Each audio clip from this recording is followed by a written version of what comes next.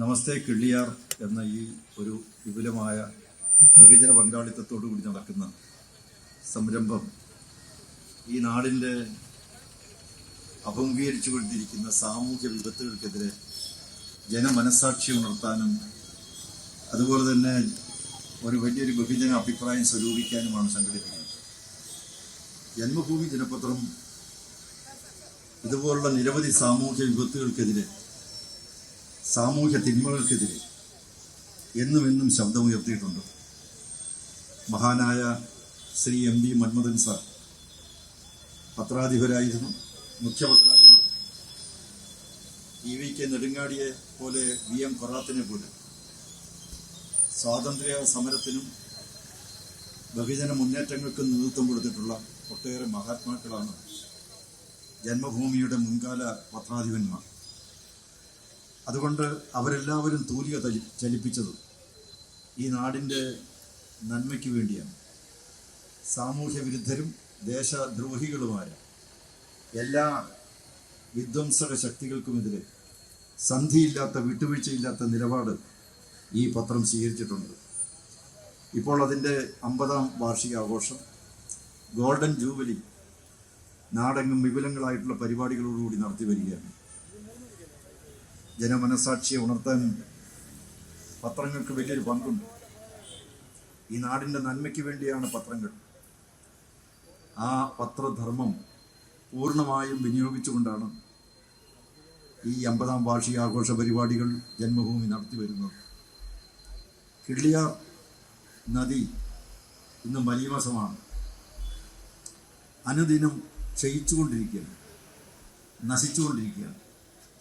ഇത് കിള്ളിയാറിൻ്റെ മാത്രമല്ല, കേരളത്തിലെ 44 നദികളും വറ്റി വരണ്ടുകൊണ്ടിരിക്കുന്നു.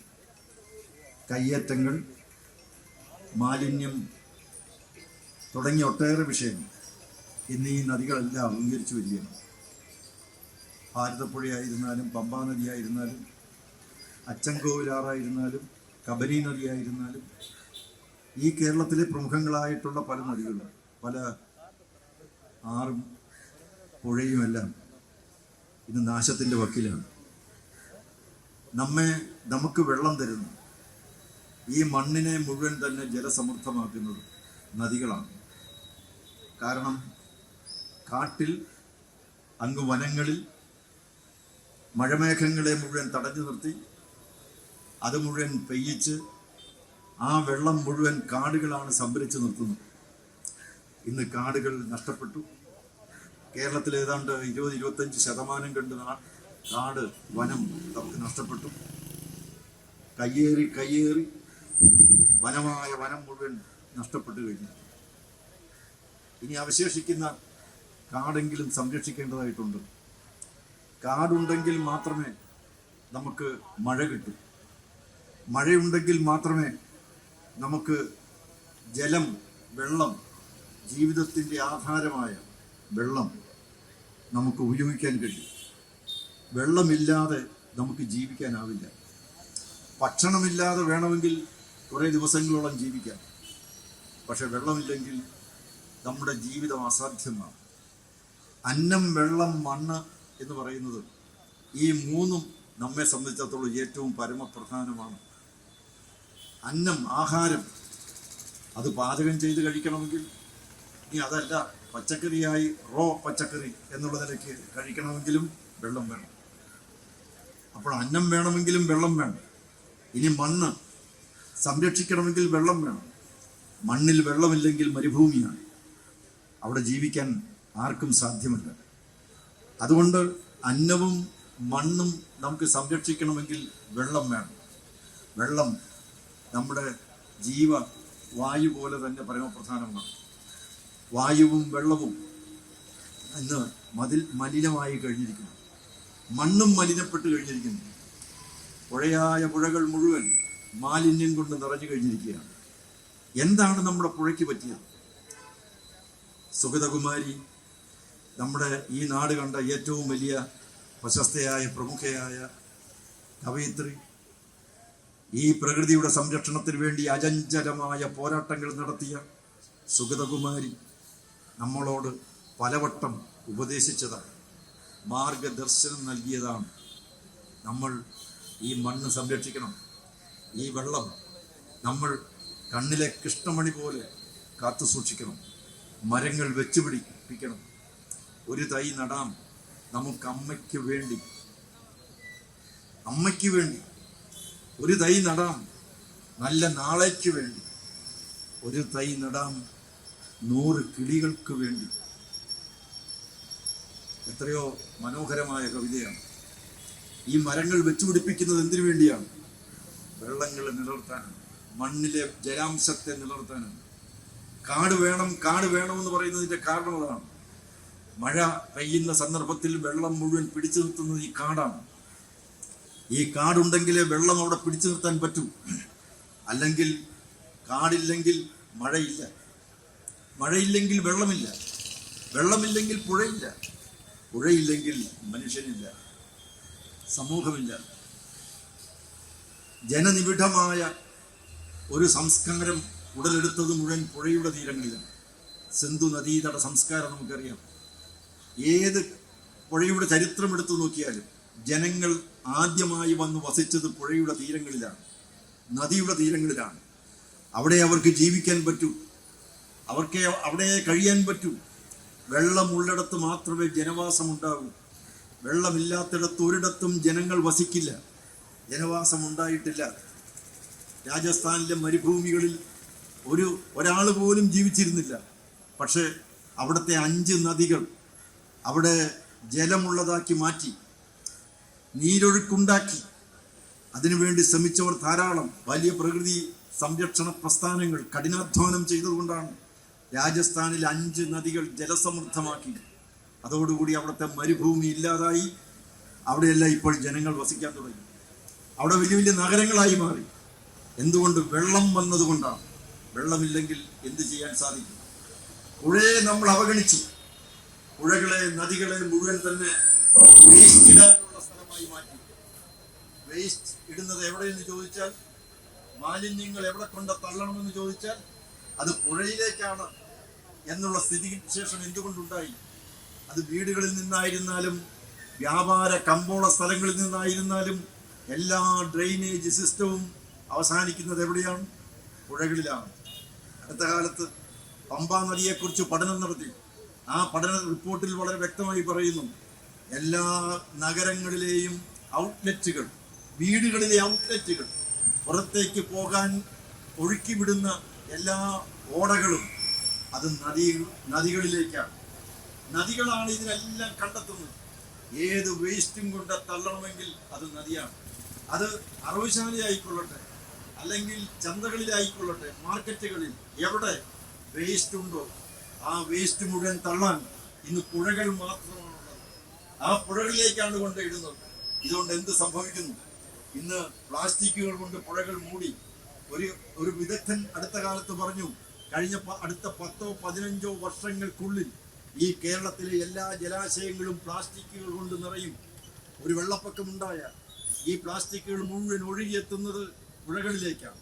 ആ പുഴകൾ മുഴുവൻ കായലിലേക്ക് പോകുന്നു, കായലിൽ നിന്ന് കടലുകളിലേക്ക് പോകുന്നു. ഈ കായൽ, അഷ്ടമുടിക്കായലും അതുപോലെ വേമ്പനാട് കായലും, എല്ലാ കായലുകളും, അത് കൊച്ചി കായലായിക്കൊള്ളട്ടെ, എല്ലാം പ്ലാസ്റ്റിക്കുകൾ കൊണ്ട് നിറയും. 15 വർഷത്തിനകം പ്ലാസ്റ്റിക്കുകൾ കൊണ്ട് നിറയും എന്ന് പറയുകയാണ്. ഒരു വലിയ പ്രകൃതി ദുരന്തമാണ് വരാൻ പോകുന്നത്. ഈ പ്ലാസ്റ്റിക്കുകൾ ഉണ്ടാക്കുന്ന ദുരന്തവും മനസ്സിലാക്കാൻ നമ്മുടെ നാടിന് കഴിയേണ്ടതാണ്. നമുക്കൊരു നദിയെങ്കിലും സംരക്ഷിക്കാം, ഈ കിള്ളിയാറെങ്കിലും നമുക്ക് സംരക്ഷിക്കാം.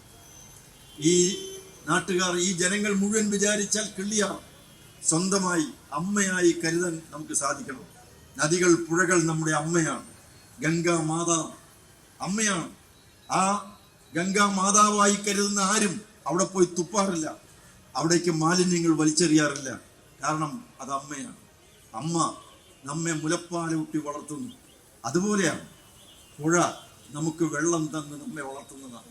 വെള്ളം തരുന്നത് പുഴകളാണ്. പുഴകൾ ജലസമൃദ്ധമായാൽ നമ്മുടെ കിണറിൽ വെള്ളമുണ്ടാകും, കുളങ്ങളിൽ വെള്ളമുണ്ടാകും, അതുപോലെ പാടശേഖരങ്ങളിൽ കൃഷിക്ക് ആവശ്യമായിട്ടുള്ള വെള്ളമുണ്ടാകും. ഇത് ഇന്ന് എന്താ സംഭവിക്കുന്നത്? നമുക്ക് 5.5 ലക്ഷം ഹെക്ടർ നെൽവയൽ നമ്മുടെ കേരളത്തിൽ ഉണ്ടായിരുന്നു. ഇന്ന് 2.5 ലക്ഷം ഹെക്ടർ നെൽവയൽ മാത്രമേ ഉള്ളൂ. നമ്മുടെ കാവുകൾ ജലസമൃദ്ധമാക്കുന്നത് കാവുകളായിരുന്നു. പണ്ട് കാരണവന്മാർ കാവുകൾ സംരക്ഷിച്ചു. മരങ്ങൾ ഇടതൂർന്ന് വളർന്നു നിൽക്കുന്ന സ്ഥലങ്ങൾ സംരക്ഷിച്ച് നിലനിർത്തി. അവിടെ പൂജ നടത്തി, വൃക്ഷപൂജ നടത്തി, സർപ്പപൂജ നടത്തി. അതെന്തിനു വേണ്ടിയായിരുന്നു? ആ മരങ്ങൾ അവിടെ തഴച്ചു വളർന്നു നിൽക്കുന്നത് കൊണ്ട് അടുത്ത കുളങ്ങളിൽ വെള്ളമുണ്ടായി, അതുപോലെ തന്നെ അടുത്ത കിണറുകളിൽ വെള്ളമുണ്ടായി. അതുകൊണ്ടാണ് നമ്മുടെ മുത്തച്ഛി നമ്മളോട് പറഞ്ഞത്, കാവ് തീണ്ടരുത്, കുളം വറ്റും. നിങ്ങൾ കാവിന്റെ ഒരു ഇല പോലും പറിക്കരുത്. കാരണം പറിച്ചാൽ, നശിപ്പിച്ചാൽ കുളങ്ങൾ വറ്റും. കാരണം ഒരു വലിയ ജലശേഖരം മണ്ണിൽ നിലനിർത്തുന്നത്, ഭൂമിയിൽ നിലനിർത്തുന്നത് ഈ കാവുകളാണ്. കാവുകൾ 60% കണ്ട് കാവുകൾ കേരളത്തിൽ വെട്ടി നശിപ്പിച്ചു. പുഴകൾ കയ്യേറി, കുളങ്ങൾ മൂടി. നമ്മുടെ കാവുകളും കുളങ്ങളും അതുപോലെ നെൽവയലുകളും എല്ലാം മണ്ണിട്ട് മൂടിയാൽ എന്തായിരിക്കും സ്ഥിതി? നമ്മുടെ നെൽവയലുകളാണ് വലിയ വലിയ വെള്ളപ്പൊക്കം ഉണ്ടാകുന്ന സന്ദർഭത്തിൽ വെള്ളം മുഴുവൻ സംഭരിച്ച് നിലനിർത്തുന്നത്. എന്തുകൊണ്ടാണ് സുഗതകുമാരിയുടെ നേതൃത്വത്തിൽ ആറന്മുള നെൽവയൽ നികത്തുന്നതിനെതിരെ ഒരു അന്തർദേശീയ വിമാനത്താവളം അവിടെ പണിയാൻ പാടില്ല എന്ന് ആവശ്യപ്പെട്ടുകൊണ്ട് ഒരു സമരം നടത്തിയത്? എന്തിനു വേണ്ടിയാണ്? 2500-ൽ പരം ഏക്കർ വരുന്ന ആ പാടശേഖരം മുഴുവൻ മണ്ണിട്ട് നികത്തിയിരുന്നുവെങ്കിൽ 2018-ലെ വെള്ളപ്പൊക്കത്തിൽ 7 ഗ്രാമങ്ങൾ ഒലിച്ചു പോകുമായിരുന്നു. പമ്പയാർ 9 മണിക്കൂർ വെള്ളം പൊങ്ങാതെ നിലനിർത്തിയത് ആ 2500 ഏക്കർ വരുന്ന പാടശേഖരമാണ്. ആ പാടശേഖരത്തേക്ക് വെള്ളം 9 മണിക്കൂർ കൊണ്ടാണ് നിറഞ്ഞത്. അതുകൊണ്ട് പമ്പാ നദി 9 മണിക്കൂർ സമയം കൊണ്ട് പൊങ്ങാതെ ഒരേ നിലയിൽ നിന്നു. ആ പാടശേഖരം മുഴുവൻ വിമാനത്താവളത്തിന് വേണ്ടി അത് മണ്ണിട്ട് നികത്തിയിരുന്നുവെങ്കിൽ 9 അടി പൊക്കത്തിൽ പമ്പാ നദി ഉയർന്നേനെ. 9 അടിയും കൂടി ഉയർന്നിരുന്നുവെങ്കിൽ 5-8 ഗ്രാമങ്ങൾ, പമ്പാ നദിയുടെ തീരപ്രദേശത്തുള്ള എല്ലാ ഗ്രാമങ്ങളും ഒഴുകിപ്പോകുമായിരുന്നു. ഇത് മുൻകൂട്ടി കാണുവാൻ നമ്മുടെ സുഗതകുമാരി ചേച്ചിക്ക് കഴിഞ്ഞു. അതുകൊണ്ടാണ് അരുതേ എന്ന് പറഞ്ഞത്. അരുതേ അരുതേ എന്ന് പറഞ്ഞത് അതുകൊണ്ടാണ്. മാ നിഷാദ ഒരു കാലത്ത് ഈ ലോകത്തോട് വിളിച്ചു പറഞ്ഞു, അരുതേ അരുതേ എന്ന് പറഞ്ഞു. നമ്മൾ മരങ്ങൾ വെട്ടി നശിപ്പിക്കുന്നു, പുഴകൾ മണ്ണിട്ട് കയ്യേറുന്നു, മാലിന്യങ്ങൾ വലിച്ചെറിയുന്നു. അതുപോലെ മണ്ണെടുത്ത് കുന്നുകൾ മുഴുവൻ ഇടിച്ച് നിരത്തിക്കൊണ്ടിരിക്കുന്നു. ഒരു കുന്നിടിച്ച് നിരത്തിയാൽ എത്രമാത്രം വെള്ളം ശേഖരിക്കാനുള്ള ഭൂമിയുടെ കഴിവാണ് നഷ്ടപ്പെടുന്നത്. ഒരു ടൺ മണ്ണ് ഒരു കുന്നിൽ നിന്ന് നീക്കം ചെയ്താൽ 1000 ലിറ്റർ വെള്ളം ശേഖരിക്കാനുള്ള ഭൂമിയുടെ കഴിവാണ് നഷ്ടപ്പെടുന്നത്. കേരളത്തിൽ നമുക്കറിയാം, ഒരു ലോഡ് മണ്ണെന്ന് പറഞ്ഞാൽ 9 ടണ്ണാണ്. 9 ടൺ ഒരു ലോഡ് മണ്ണ് ഒരു കുന്നിടിച്ച് കൊണ്ടുപോകുന്ന സന്ദർഭത്തിൽ 9000 ലിറ്റർ വെള്ളം ശേഖരിക്കാനുള്ള ഭൂമിയുടെ കഴിവ് നഷ്ടപ്പെടുകയാണ്. കേരളത്തിൽ 2000 ലോഡ് മണ്ണാണ് നീങ്ങിക്കൊണ്ടിരിക്കുന്നത്. നമ്മളൊന്ന് ആലോചിച്ച് നോക്കൂ, കേരളം എങ്ങോട്ടേക്കാണ് പോകുന്നത്? അതുപോലെ മല മുഴുവൻ ഇടിച്ച് നിരപ്പാക്കിക്കൊണ്ടിരിക്കുകയാണ്. സുഗതകുമാരി പറഞ്ഞു, കവിതയിൽ എഴുതി, മുറിവേറ്റ ശൈലങ്ങൾ വറുതി വരുത്തും എന്ന്. മുറിവേറ്റ ശൈലങ്ങൾ, നമ്മുടെ ശൈലങ്ങൾ, മലകൾ മുഴുവൻ മുറിവേറ്റ് കഴിഞ്ഞു. വയനാട് നമ്മൾ കണ്ടു. ആ വയനാട്ടിൽ നിന്നും ഒരു വലിയ ജനവിഭാഗത്തെ മുഴുവൻ തന്നെ ദുരിത കയത്തിലാക്കി, കടലിലാക്കി. ഒരു പ്രദേശം ഒന്നാകെ തന്നെ ഒലിച്ചു പോയില്ലേ? എന്തുകൊണ്ട് സംഭവിച്ചു? കാടിനെ നമ്മൾ സ്നേഹിച്ചില്ല. കാട് നമുക്ക് വേണ്ടിയാണെന്ന് വിചാരിച്ചു. കാടിലെ മരങ്ങളും എല്ലാം നമുക്ക് വേണ്ടിയാണ്, എനിക്ക് വേണ്ടിയാണ് ഈ ചുറ്റുപാടും കാണുന്നത് എന്ന് നാം വിചാരിച്ചു. മഹാത്മാഗാന്ധി ഒരിക്കൽ കൈ കഴുകാൻ അല്പം വെള്ളം ചോദിച്ചു. ഒരാൾ ഒരു ബക്കറ്റിൽ വെള്ളവുമായിട്ടെത്തി. അദ്ദേഹം ഒരു കപ്പെടുത്ത് അല്പം വെള്ളമെടുത്ത് കൈ കഴുകിയതിന് ശേഷം പറഞ്ഞു, ഈ ബക്കറ്റിലെ വെള്ളം നിങ്ങൾ എവിടെ നിന്നാണോ എടുത്തത് അവിടെ കൊണ്ട് തിരിച്ചൊഴിക്കാൻ പറഞ്ഞു. എന്നിട്ട് അവിടെ കൂടി നിന്ന ജനങ്ങളോട് പറഞ്ഞു, ഈ പ്രകൃതിയിൽ കാണുന്നതൊന്നും നമ്മുടെ അത്യാഗ്രഹത്തിന് വേണ്ടിയിട്ടുള്ളതല്ല, ആവശ്യത്തിന് വേണ്ടി മാത്രമാണ്. It is not for your greed but for your need. നിങ്ങളുടെ ആവശ്യത്തിന് മാത്രം എടുക്കാൻ പാടുള്ളൂ. അതൊരു വലിയ സന്ദേശമാണ്. നമ്മൾ ആവശ്യത്തിന് വേണ്ടി മാത്രമാണോ എടുക്കുന്നത്? എൻ്റെ സുഖത്തിന് വേണ്ടി, എനിക്ക് വേണ്ടി, എൻ്റെ കുടുംബത്തിന് വേണ്ടി ഈ പ്രകൃതി കാണുന്ന വിഭവങ്ങളെ മുഴുവൻ ചൂഷണം ചെയ്യുകയാണ്, നശിപ്പിച്ചുകൊണ്ടിരിക്കുകയാണ്. അതുകൊണ്ടാണ് കിള്ളിയാർ ഇന്ന് നശിച്ചു കഴിഞ്ഞിരിക്കുന്നത്. നമുക്ക് ഈ കിള്ളിയാറിനെ പുനരുജ്ജീവിപ്പിക്കണം, പുനരുദ്ധരിക്കണം, പഴയ നിലയിലേക്ക് കൊണ്ടുവരണം. ഈ കിള്ളിയാറിന്റെ ഉത്ഭവസ്ഥാനത്ത് നിന്ന് ആരംഭിച്ച യാത്രയാണ്. ആ ഉത്ഭവസ്ഥാനം കണ്ടു കഴിഞ്ഞാൽ വളരെ വ്യക്തമാണ് ഈ നദി നേരിട്ടുകൊണ്ടിരിക്കുന്ന പ്രശ്നം എന്താണ്. ആ ഉത്ഭവസ്ഥാനത്തെമ്പാടും വനങ്ങൾ മുഴുവൻ കയ്യേറി കഴിഞ്ഞിരിക്കുന്നു. എല്ലാം സ്വന്തം ആവശ്യത്തിന് വേണ്ടി സ്വാർത്ഥപ്രേരിതരായിട്ടുള്ള ജനങ്ങൾ അവരുടെ ആവശ്യത്തിന് വേണ്ടി മാത്രം കയ്യേറി കഴിഞ്ഞിരിക്കുകയാണ്. ഇനി ഒരു വയനാട് ഇവിടെ ഉണ്ടാവില്ല എന്ന് ആർക്കറിയാം? ഇനി നമ്മുടെ നാട്ടിൽ ഇതുപോലുള്ള ഭൂകമ്പങ്ങളും അതുപോലെ ഉരുളുപൊട്ടലുകളും മലയിടിച്ചിലും ഒക്കെ ഉണ്ടാകില്ലെന്ന് ആര് പറഞ്ഞു? 2 ദിവസം മഴ പെയ്താൽ ഇവിടെ വെള്ളപ്പൊക്കമാണ്, 2 ദിവസം വെയിലുണ്ടായാൽ ഇവിടെ കുടിവെള്ള ക്ഷാമമാണ്. നമ്മളിപ്പോൾ അനുഭവിച്ചുകൊണ്ടിരിക്കുക. ഈ വേനൽമഴ കണ്ടില്ലേ? ഒരു ദിവസം മഴ പെയ്തപ്പോൾ തിരുവനന്തപുരം നഗരത്തിൽ ഒരിടത്തും യാത്ര ചെയ്യാൻ വയ്യാത്ത അവസ്ഥയാണ്. വെള്ളത്തിന് പോകാൻ നിവൃത്തിയില്ല, ഉള്ള ഓടകൾ മുഴുവൻ അടഞ്ഞു. പമ്പാ നദിക്ക് 36 കൈവഴികൾ ഉണ്ടായിരുന്നു, ഇന്ന് 6 മാത്രമേ ഉള്ളൂ. ഉത്രപ്പള്ളി ആറ് എന്ന് പറയുന്ന അച്ചൻകോവിലാറും പമ്പയാറും തമ്മിൽ ബന്ധിപ്പിക്കുന്ന ഉത്രപ്പള്ളി ആറ് 30 വർഷം മുമ്പ് ഉണ്ടായിരുന്നു. കണ്ടവരുണ്ട്, കാരണവന്മാരുണ്ട്. ഇന്ന് ആ പുഴയില്ല. പുഴകൾ എല്ലാം നശിച്ചു, കയ്യേറി കൈവഴികളെല്ലാം നശിച്ചിരിക്കുകയാണ്. പിന്നെ എങ്ങനെയാണ് വെള്ളപ്പൊക്കം ഉണ്ടാകാതിരിക്കുന്നത്? ഒരു മഴ പെയ്താൽ വെള്ളം പൊങ്ങുകയാണ്. അല്പ ദിവസത്തേക്ക് വെയിലുണ്ടായാൽ കുടിക്കാൻ വെള്ളമില്ല, വെള്ളം താന്നു പോവുകയാണ്. കാരണം നമ്മുടെ ഭൂഗർഭ ജലവിധാനം 3 മീറ്റർ കണ്ട് താന്നുപോയി. അണ്ടർഗ്രൗണ്ട് വാട്ടർ ടേബിൾ 3 മീറ്റർ കണ്ട് താന്നുപോയി, ഇനിയും താന്നുകൊണ്ടിരിക്കുകയാണ്. താന്നുപോയി കഴിഞ്ഞാൽ എന്താ സംഭവിക്കുന്നത്? ഉള്ള വെള്ളം മുഴുവൻ മേൽമണ്ണിലൂടെ ഒഴുകി പുഴയിലേക്ക് പോവുകയാണ്. പുഴ പെട്ടെന്ന് ഒഴുകി അത് കടലിലേക്ക് പോവുകയാണ്. വെള്ളം മണ്ണിലേക്ക് താഴുന്നില്ല. ഇതാണൊരു വലിയ പ്രശ്നം. ഈ കിള്ളിയാർ നമുക്ക് സംരക്ഷിക്കണം. കിള്ളിയാർ നമ്മുടെ അമ്മയാണ്, നമ്മെ പാലൂട്ടി വളർത്തുന്ന, നമുക്ക് വേണ്ടതെല്ലാം ചെയ്തു തരുന്നു, നമുക്ക് അന്നവും ആഹാരം താമസം എല്ലാം തരുന്നു, ദാഹജലം തരുന്നു. ആ കിള്ളിയാർ നമുക്ക് സംരക്ഷിക്കണം. ഈ യാത്ര അതിനു വേണ്ടിയിട്ടുള്ളതാണ്. അതുകൊണ്ട് ഒരു തൈ നടാം. എങ്ങനെ സംരക്ഷിക്കാം? ഒരു തൈ നടാം നമുക്ക് അമ്മയ്ക്ക് വേണ്ടി. ഒരു തൈ നടാം 100 കിളികൾക്ക് വേണ്ടി. എത്രയോ കിളികൾ ഈ വേനൽക്കാലത്ത് വെള്ളം കിട്ടാതെ കഴിയുന്നു. ഫലവൃക്ഷങ്ങൾ വെച്ചുപിടിപ്പിക്കണം. ഭവനം പൂങ്കാവനമാകണം. എല്ലാ വീടുകളും ഭവനം പൂങ്കാവനമായി തീരണം. അവിടെ കിളികൾ പക്ഷികൾ വന്ന് ആ മരങ്ങളിൽ ഇരിക്കണം. വലിയൊരു പോസിറ്റീവ് എനർജിയാണ്. ഇത് നേടിയെടുക്കാൻ നമുക്ക് ശ്രമങ്ങളാണ് ഇന്ന് നടക്കേണ്ടത്. ഈ നമസ്തേ കിള്ളിയാർ എന്ന് പറയുമ്പോൾ നമ്മൾ നമസ്തേ എന്നൊരാളോട് പറയുന്നത് എന്തിനു വേണ്ടിയാണ്? ഒരു വലിയ സൗഹൃദത്തിൻ്റെ, സ്നേഹത്തിൻ്റെ, സൗഹാർദ്ദത്തിൻ്റെ, ദയയുടെ, കാരുണ്യത്തിൻ്റെ, വാത്സല്യത്തിൻ്റെ ഒരടയാളമാണ്.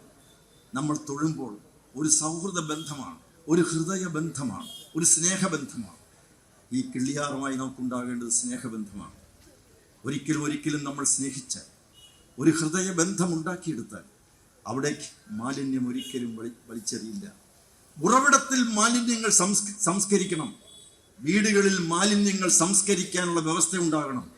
അല്ലെങ്കിൽ കുറേ വീടുകളെങ്കിലും കൂടുമ്പോൾ അവരെല്ലാവരും ഒരുമിച്ച് ചേർന്ന് മാലിന്യം സംസ്കരിക്കണം. അത് പുഴയിലേക്ക് വലിച്ചെറിയരുത്. ഒരു വീട്ടിലെയും ഔട്ട്ലെറ്റുകൾ പുഴയിലേക്ക് കൊടുക്കരുത്. കാരണം പുഴ എന്ന് പറയുന്നത് എല്ലാവരെയും തഴുകി ഒഴുകുന്നതാണ്. എല്ലാവരുടെയും ക്ഷേമം കാത്തു സൂക്ഷിക്കുന്ന ആ അമ്മയെ നമുക്ക് പരിരക്ഷിക്കാം. അതുകൊണ്ട് ഈ നമസ്തേ കിള്ളിയാർ എന്ന യാത്രയിലൂടെ ഈ നാട്ടിലെ ജനങ്ങളുടെ മനസ്സാക്ഷി ഉണരട്ടെ. ഒരു ബഹുജനാഭിപ്രായം സ്വരൂപിക്കാൻ നമുക്ക് കഴിയട്ടെ. ഈ പ്രദേശത്തെ ജനങ്ങളെല്ലാവരും ഒരുമിച്ച് ചേർന്ന് ഈ പുഴയിലേക്ക് പോയി. ഞാനിപ്പോൾ ആനന്ദ് സാറുമായിട്ട് സംസാരിച്ചു. NCC കേഡറ്റുകൾ, അതുപോലെ നാഷണൽ സർവീസ് സ്കീം വിദ്യാർത്ഥികൾ, ക്ലബ്ബുകൾ, വായനശാലകൾ, ഈ പ്രദേശത്തെമ്പാടുമുള്ള സാമൂഹ്യ സേവന ക്ഷേമ പ്രവർത്തനങ്ങൾ നടത്തുന്ന സന്നദ്ധ സംഘടനകൾ, ജീവകാരുണ്യ പ്രവർത്തനം നടത്തുന്നവർ എല്ലാവരും ഒരുമിച്ച് ചേർന്ന് ഈ പുഴ സംരക്ഷിക്കാൻ, ആ പുഴയിലെ മാലിന്യങ്ങൾ നീക്കാൻ, അതിനെ പൂർവ്വസ്ഥിതിയിലേക്ക് വീണ്ടെടുക്കാൻ ശ്രമങ്ങൾ നടത്തണം എന്ന അപേക്ഷയോടുകൂടി ഞാൻ എൻ്റെ വാക്കുകൾ ചുരുക്കുന്നു. നന്ദി, നമസ്തേ.